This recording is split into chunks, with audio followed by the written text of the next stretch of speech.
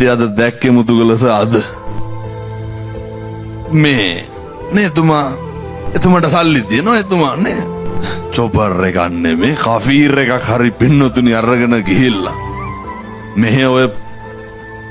bazaar භාෂාවෙන්ම කියන්නද පොරටෝක් දුන්නට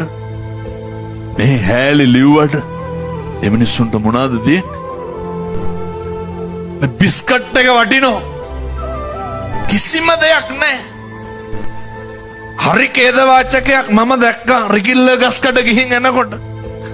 කඳවුරේ ඉන්නවා පොඩි එකාගේ පිටි එක කෝප්පෙට දිය කරලා සූප්පුවක් නෑ බොවන්න සූප්පුවක් රුපියල් 25යි 30යි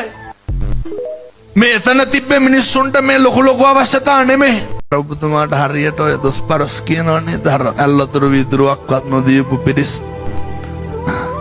එට ඉර පායනවා සත්තයි මේකට ගැහුවේ නැත්තම් මුතුගල කත්නෝරුවට සල්ලි දීලා නෑ මගේ ජීවිතය අද දැක්කේ මුතුගලස අද මේ නේ එතුමාට සල්ලි තියෙනවා